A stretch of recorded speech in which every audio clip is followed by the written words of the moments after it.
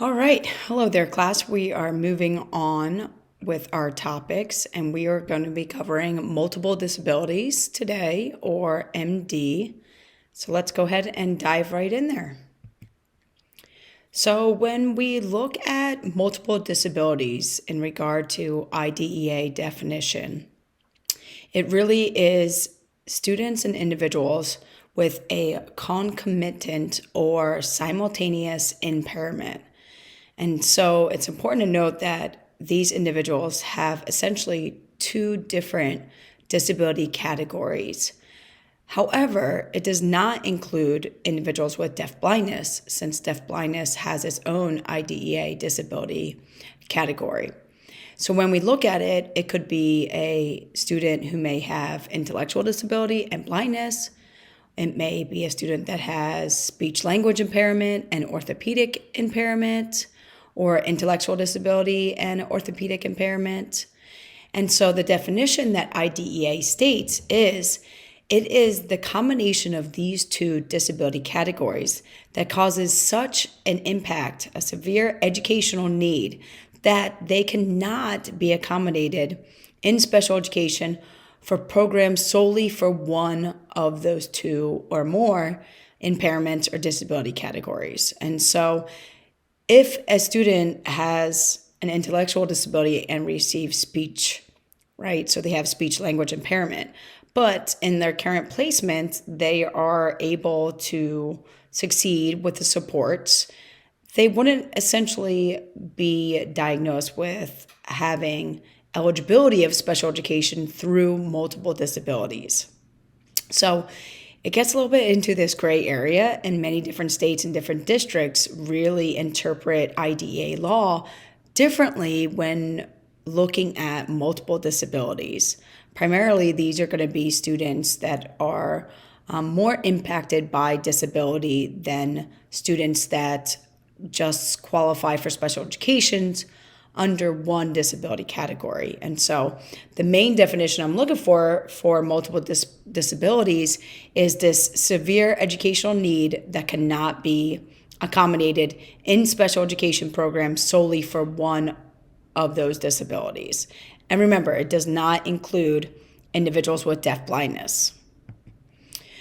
So multiple disabilities, as many of our disability categories that we've covered thus far in class, is really this broad spectrum, right? By getting a student that has multiple disabilities, we don't know what those disabilities are. We don't know what disability categories. We don't know how severe each of those disability categories are to that individual.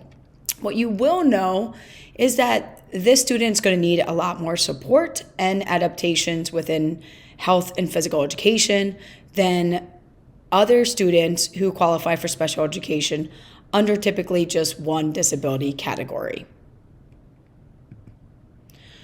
So let's look at etiology. What is the cause of multiple disabilities? Well, 40% of individuals or students with multiple disabilities, there's no identifiable cause. And so it's suspected that individuals with multiple disabilities are born with difficulties, right? And so there is some prenatal biomedical factor within the development of the fetus that might have impacted different sensory systems, different development of mobility, of control. And so we see many different students that might have rare syndromes. So they may have a chromosomal abnormality. Prematurity of birth may cause additional complications that may cause multiple disabilities, a lack of oxygen, difficulties after birth that may arise. If there's lack of full development of the brain or spinal cord or central nervous system, that can greatly impact an individual. Infections that may occur early on in life, genetic disorders, and even injuries from accidents, right? If they had one disability category and then they got injured or got infected and it caused additional impacts to that individual. And so really when we look at etiology and cause, It's very, very large list of different items, or the flip side of that, really not knowing at all what the cause is. And so having to just work with the knowledge that you know of within that student and try to give them the best support and education.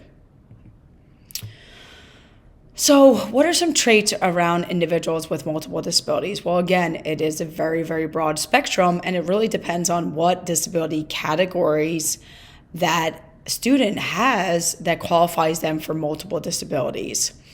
And so when we look at it, typically students with multiple disabilities are going to have some impact on speech and communication, right? They may have difficulties with physical mobility, right? Being able to walk or ambulate. They may have difficulties with being able to utilize their hands fully effectively to be able to manipulate objects. They may have some sort of sensory loss, whether that be hearing or vision. They may have those primitive or postural reflexes that they should have grown out of that they haven't, that are causing some difficulty with being able to have voluntary movements.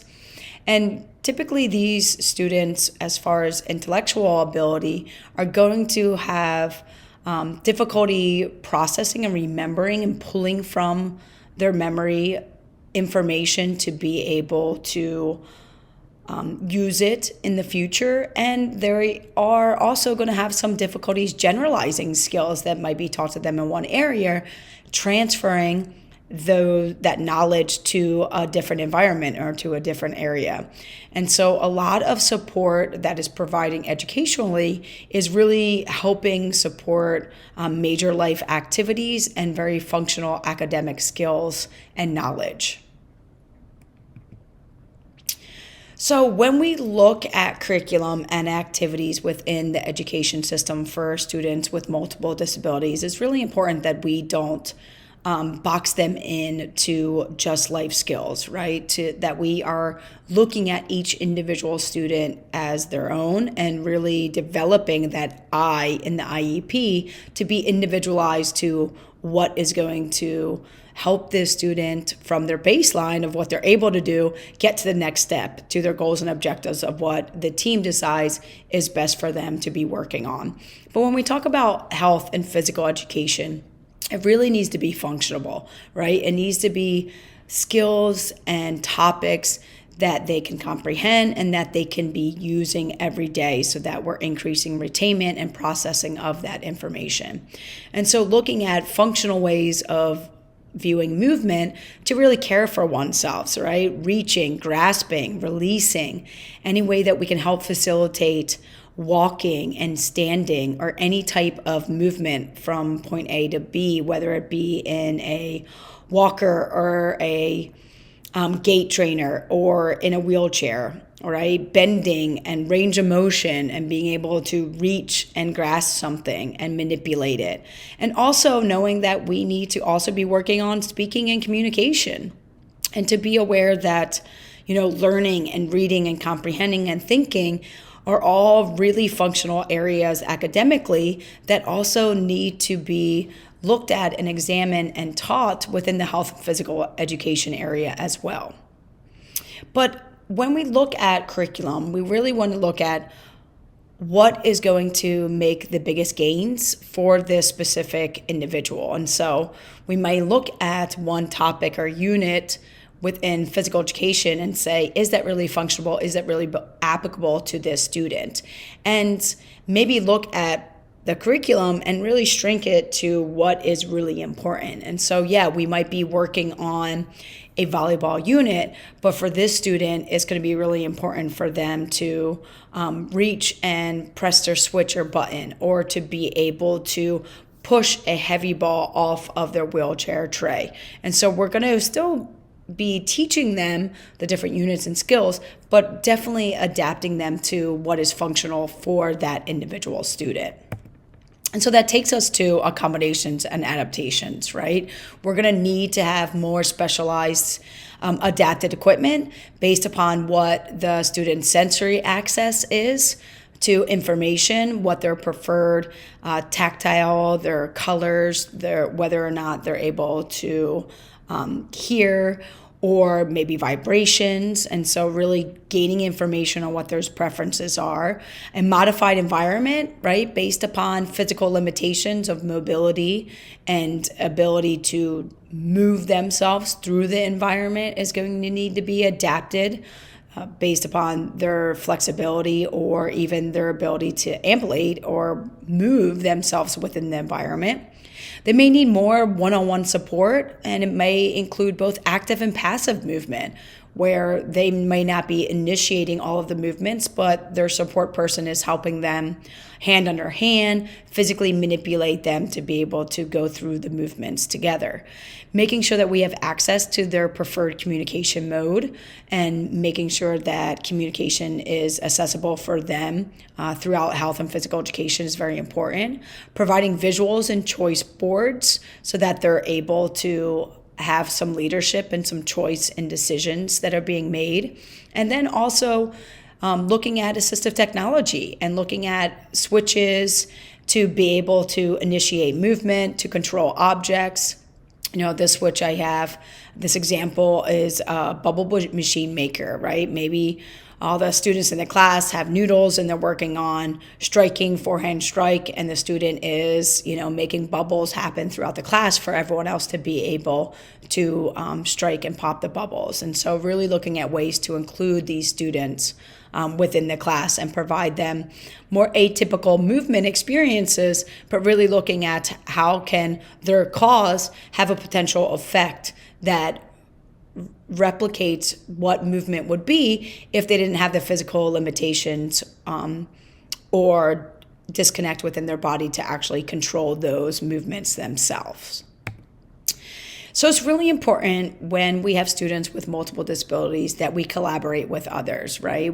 I wouldn't expect you to know all this information or access all this specialized equipment without reaching out to the team. And so it's important to know who is on their IEP team and reaching out to the special educator to find out what are their preferences, what communication is being used within the classroom, reaching out to the speech and language pathologist on what their goals are, what are they working on, the physical therapist, the occupational therapist, what are some different strategies they're using for fine motor or gross motor movement. You might need to be aware of some nursing and some breathing issues or swallowing issues, and be aware of how to make sure that the environment is safe for the student. Also looking at if they have sensory loss, including and gaining information about their vision or their hearing loss with the teacher of the blind visually impaired or the teacher of the deaf hard of hearing, and making sure that we're providing equipment that is adapted to their sensory needs to be able to give them access to the equipment and also to the environment and to instruction. So these are the questions I want you to think about and draft up some answers on, right? So let's think about providing some ideas on ways that you can provide choice for students with multiple disabilities within the health and physical education classroom. What are some challenges you may encounter when teaching students with multiple disabilities? What information would you want or need to know about a student with multiple disabilities?